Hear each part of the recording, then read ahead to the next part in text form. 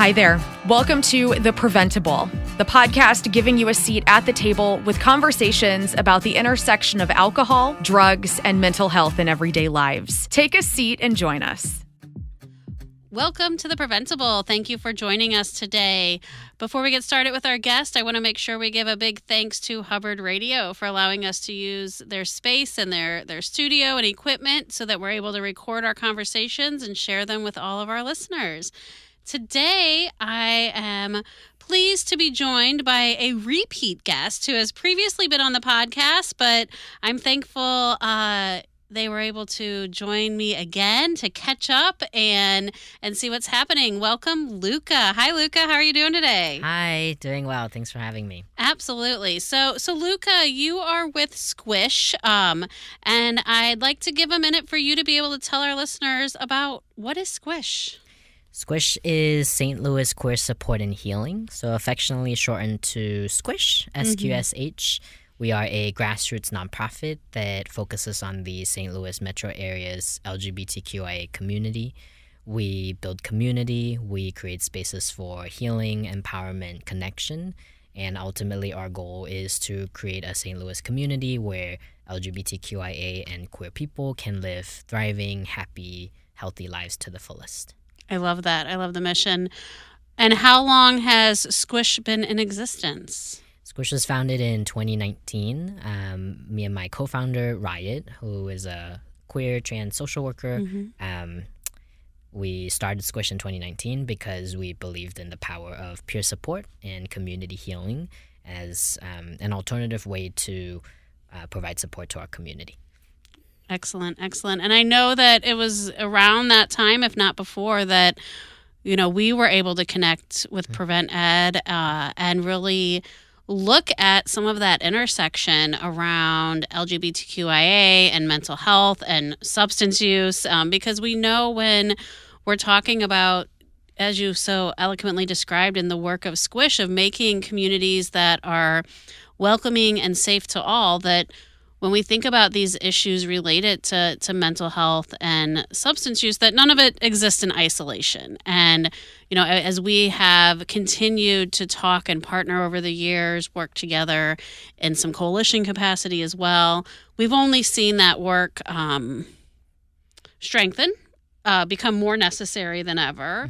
And all of that too, I want to make sure we give a shout out to you and SQSH as being honored at our April Awards luncheon as people and the community and efforts in the community that are making this happen, that are helping to bring together and streamline all of these efforts. And I know that that's a lot. That's a lot of work, and there's a lot of components here, that it's not just easy. If it were easy, I think it'd be a lot less concern, I think, all the time. But when we think about those components of mental health and substance use with the LGBTQIA population, what are the needs, or what are the I don't know, what does that work really look like for you? Yeah, I think there's been two ways to look at it. One is the more medicalized, professionalized depiction of our community. So there are the statistics about mental health disparities, heightened rates of depression, anxiety, suicidality, and substance use among our community, and the disparities we face when it comes to medical health, mental health, sexual health. So, those kinds of studies and statistics have been establishing the health challenges and health inequities that the LGBTQIA community faces, both in St. Louis and nationwide, for many decades now. Yes. And then there's also the day-to-day reality of living in this community where, there's both joy and despair. There's both pain, and there's joy and connection and chosen family relationships.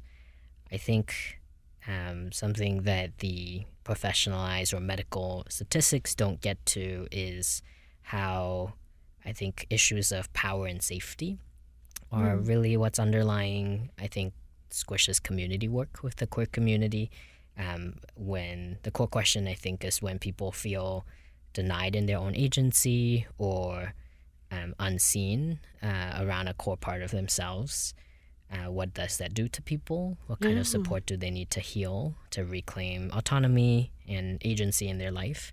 And I am proud to be doing this work with Squish because I feel that we take a learning and humility-based approach to our community. Even though we're part of the community, we don't assume like we understand everything about the community or... Yeah, because it's still... It's still individualized, right? Of course it is. And when we're working with people in any capacity, there's still that piece of all of us that even if we have some shared experience or some understanding, that it's not the same for everyone. I think it goes back to what I just said. Like, if it were easy, it'd be easy. But there's not just a one-size-fits-all for people in any capacity. Yeah, absolutely. I think we're trying to approach it as a both and on this front. That there's both shared experience that makes our community of staff and volunteers and contractors and board members be able to relate and empathize with the community we serve. And there's also differences that we try to honor. So we've kind of moved away from the more blanket approach to identity-based politics we've taken when we first were founded, and are now just working with an approach that more so honors differences and try to connect and bridge differences, instead of kind of taking the kind of monolithic identity-based organizing approach we used to take. I understand, yeah. You mentioned, really leaning into and working within a peer model. Well, what does that mean for you in Squish? Yeah. So for us, peer support is about the support that people are able to exchange when they have shared experiences, when they're able to hold space for each other and help each other feel fully seen and heard. I think peer support is the kind of support that people often exchange day to day, but could use so much more capacity building, support, resourcing to be able to do consistently. So what we see is that often the people who call into our helpline are people who are isolated, who are disconnected from their friends and family, who are lonely or isolated. And we see so much potential if we could unlock the power of peer support so that people feel more connected to our neighbors, our friends, our family, whether that's biological, legal, chosen, otherwise. And it would help rebuild so much of the social safety nets that many of our systems aren't really able to sustain on their own. Yeah, we have at Prevent+Ed, I know our listeners have heard, I know you've heard even at the luncheon, really been, exploring and growing in that space with substance use peer supports. And again, I think it's that magic of peers that truly embrace the meeting people where they're at. And we have a peer that says, but that's not all. It's not just meeting people where they're at. It's meeting people where they're at and not leaving them there.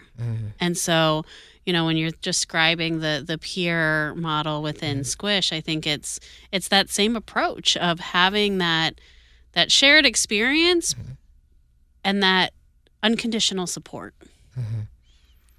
Yeah, I think something we've learned over the years is that having shared identity, like being trans or being queer, for example, can be a basis for connection, but also sometimes what's even more of a determining factor is people's willingness to connect across both similarity and difference. So that takes, building capacity, internal capacity, that takes skill, and I think we often underestimate how much growth there is to do on the front of active listening and supporting each other in a society that doesn't teach this kind of stuff in schools. Right. So what we find is that often many people have good intentions around supporting peers and has a lot of learning to do in terms of skill, and then having enough support so they don't burn out doing that kind of support. That is absolutely right. That burnout piece for peers, and I don't know if you want to reflect a little on. I can share in the experience of even employing or growing peers and supporting peers doing the work takes an extra level of attention and care exactly for that place of burnout and that place of making sure that the peer doing the work is also safe. Yeah, because I think that it can be a very vulnerable place for a person to be in. Yeah, absolutely. I would say burnout is one of the biggest challenges we face since founding. And I think a big part of that is just running an organization under capitalism, under scarce funding conditions, in a region that under scarce conditions is often a sense of competition for resources among nonprofits. Yeah. So some of the things we've tried experimenting with include setting up internal structures that provide support to the peer counselors, whether that's therapy, healing services, better benefits for staff, or having spaces, a mixture of structured and unstructured spaces. So we have regular staff meetings or team meetings, for example, but we also have bi-weekly unstructured spaces where we come together without an agenda and talk about what's pressing on our minds, whether that's like conflict or community news or something else. So I really feel how do we resource people who have been under-resourced to support other people? And in that I find that hiring and recruiting the right people and training them and having consistent coaching structures has been really helpful for us. Yeah. Are you finding, as we continue to face, economical and other challenges, is hiring and recruiting and retention, do you see it as you're adjusting the structure and building what really sounds like a very supportive place? Has it become easier, or are you continuing to find some challenges there and even staffing? Yeah, maybe both. That fair. Yeah, I think, I think some of the challenges I face are that with so many social safety nets breaking down, people have come to depend more and more on their employer for meeting some basic needs. In addition to being paid, people are also looking for a sense of purpose at work, work-life balance, growth and development, generous time off, healing supports, therapy, and friendship. And with how much time we spend at work each week, sometimes I find that in a community-based organization where the people we employ are also part of the community we serve, Absolutely. Sometimes there are blurred lines about is this personal, is this professional, when do we... and the answer is both a lot of times, I'm sure, yeah. So, I wonder if you face that too with peer support specialists. Yeah, peer support specialists. I mean, that's, I think, what makes peers unique in that, and definitely across the board, is their inherent, gift that they have is their lived experience, which means they also exist in the community where they have a job as a peer. And so those lines, it is not the same as, work starts here and ends here, because their work is part of their personal life. Their personal life is part of their work. And so it is having those conversations about, what boundaries might look like for that person, and also accepting that it's not how we might have traditionally thought about work and personal life boundaries, because this is what makes them good at their jobs. This is what gives them that magic, that ability to really connect with people, is because it is personal for them. It's not just a job, and it shouldn't be just a job. And so yes, those same challenges really felt across all peer communities, is that making sure that we're having these open conversations, because we don't want anything to be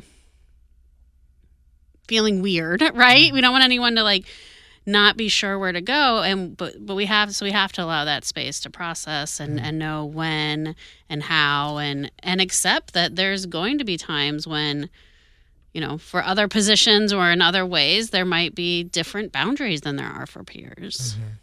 Yeah. I think boundaries has kind of been our learning curve over the past couple of years.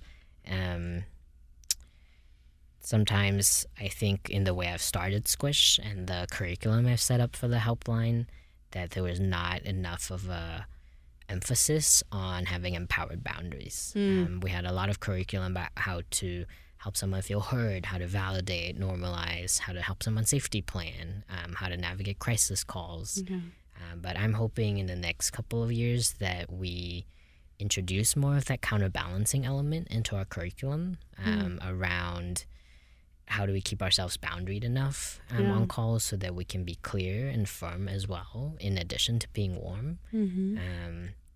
And I'm hoping that also translates into our internal culture, where we are clear with each other about our needs as individuals, and have a good balance between making decisions out of emotion and out of logic and out of intuition and out of data. So yeah, that's definitely something we've been working on. It's that combination of the art and the science. You have to have both of it, for sure. So what's next for Squish? What's on the horizon? Yeah, we're going to be doing some strategy work later this year to answer some questions about, what programs to invest in, where we see Squish going in the next 3 to 5 years, what is the best way to support our community with the gifts and talents that we have. And I'm particularly interested in digging into the healing part of St. Louis Queer Support and Healing. That's a newer part of our work compared to the peer support. So what is Squish's lane? What can we offer? How can we be supportive of our partners in the ecosystem? Other than that, I would say some other things coming up are strengthening our hiring process, staffing back up, distributing leadership. We're moving towards a structure called self-management, which is one of 6 organizational structures that our consultant Ananda introduced to us when we were doing some structure and culture work. And self-management is all about distributing responsibility and leadership so that everyone in the organization feels connected to the mission and feels a sense of agency and responsibility over their lane of work. So it's a lot about taking self-responsibility and accountability, exchanging feedback proactively, and navigating conflict before it escalates. That's wonderful. How can members of the community support Squish? We have some events coming up this year, including we're tabling at Tower Grove Pride in October. Fantastic. So we would love for folks to drop by, say hi, support our booth. We would also love to see people volunteer for Squish. We're going to open up some volunteer positions in the next year or so, as well as do a board recruitment push at the end of the year. We're looking for people who are social justice oriented, who are aligned with our values around connection, healing, and empowerment.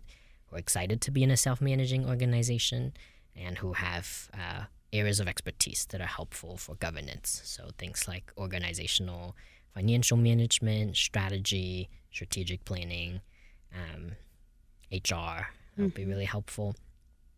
And then I would say finally spread the word. We run 2 core programs, a peer support helpline and a resource database. So folks can support by calling into the helpline, calling in on behalf of a friend, family member, loved one, share our flyers, follow us on social media, subscribe to our newsletter. In terms of the Squish book, you can support by submitting a new resource, submitting a review on an existing resource, or just using the database and sharing it. It's a consolidated database of over 1,900 resources in the St. Louis area and nationwide, with queer vetted and queer affirming resources highlighted and recommended. That's wonderful. And so if somebody's looking to connect or wanting to access the resource guide, where do they go? Great question. So they would go to squishbook.org. That's SQSHBOOK.org. We joke about it because it's not actually a book, but it did start out as a 300-page Google document. So it's basically a book. It's like a book, yeah. And the helpline, you can call into 314-380-7774. Right now we're open Fridays to Mondays, 1 to 7 p.m. Central Time. All of this information you can find on our website, which is the Squish, TheSQSH.org. You can see our homepage, our helpline, our Squish book page, learn more about our programs, and also follow us on social media on Facebook and Instagram, as well as LinkedIn. We can be found at the Squish, so at TheSQSH. Wonderful. And I just, want to take a minute or two to thank you again, because I know that while we both are working in nonprofit space here in the St. Louis community, and we've just found so many ways that we can partner and intersect. And I think that's what's important. It's building that community, whether it's community among the people that we serve and community among the agencies and the partners that are working to serve. Because I know, I'll speak for myself and Prevent+Ed, we know that we can't do this alone. And so it really takes that community of partners, and we're proud to be partners with Squish too. So thank you. Yeah. I have a couple more things I want to say. Yeah, Are we out of time? No, go ahead. Okay, should I just go ahead? Yeah. Okay. We are, speaking of partners, we're going to be launching a systems leadership fellowship at the end of the year. It's run by 2 systems change facilitators. Their names are Brooking and Rachel. And they'll be running this almost year-long fellowship program for LGBTQIA leaders in St. Louis who are interested in learning more tools to help create more of a systemic impact rather than working in silos. So this is for queer leaders listening who are interested in building a bigger table. Yeah, that's wonderful. Interested in working in coalition. That's something I've admired about PrevenTed's approach, is taking a coalition and systems change approach. And a lot of that is about zooming out, building trust and relationships, and taking a look at the whole system to see what levels of change are available instead of rushing to do things in individual or kind of piecemeal efforts. Yeah, and I think that's exactly, the reflection that I was just having of not just the people we serve, but the people serving and the people working in this space and the support for them. I think that's amazing that you're standing up a way to grow and empower other leaders. It's very exciting. Yeah. One of the things we've learned a lot about in the last couple of years is the importance of holistic healing. We used to just focus on mental health in the form of talk therapy or peer support conversations, but we've learned a lot in the past couple of years about body-based healing and somatic healing, and the importance of helping people return to a sense of agency and awareness in their bodies. Because often when our callers call in, one of the ways in which they've ignored their bodies is just, a lot of factors, I think, lead people to feel disconnected from their bodies. And I'm curious your perspective from a substance use perspective. But one of our goals is often to help people become friends with their bodies and feel more attuned and able to notice the information they're getting from their bodies and balance that with the information they're getting from their heads or other senses. So yeah, I think part of the support we're trying to provide to our peer counselors is some holistic healing support through one-on-one or group healing services like breath work, art therapy, qigong, East Asian medicine, somatic coaching, body work. We've been learning a lot about these modalities, and it's really opened my eyes to what's possible beyond traditional therapy, which is also important. Right. But as you said, it's holistic. I mean, we can't have just one way or one strategy. It's going to take many for people, and that involves paying attention and being in tune to all of those things happening. Yeah. Any other thoughts or anything else you'd like to share before we wrap up? And the last thing I want to end with is just we've learned a lot about organizational design and culture over the past few years, and one of the things we most want to do going forward is reflect our values and our community-facing work in how we're structured internally. That's one of my biggest learnings, is to try to create the change we want to see in the world, starting with how we work together day to day. And we've been working a lot on our communication skills, feedback, decision-making, how we share power with each other. And I feel really energized and hopeful that this will strengthen the work we do for the larger community when we are healthy and well internally and connected. I think that is totally true. And I think it's very honorable that you are so free to open up and welcome community feedback and know that this is an evolution. This is not a start and stop, that we have to continue to learn and grow both internally from the communities around us, from the people that we serve. And so thank you. Thank you for sharing. If you'd like to connect with Luka or Squish, please make sure that you reach out, visit the Squish website, give them a call, and help be part of this process and part of this community. Thank you again for joining us today, Luka. If you've liked what you've heard and you'd like to hear more, please be sure to subscribe to anywhere you access your podcast. See you next time. Thanks on for The joining us Preventable. at The Preventable, brought to you ad-free by Prevent+Ed. Prevent+Ed works to reduce or prevent the harms of alcohol and other drug use through education, intervention, and advocacy. Please visit their website at PrevenTEd.org. Like what you heard? Rate, review, and subscribe to stay up to date with what we are serving on The Preventable.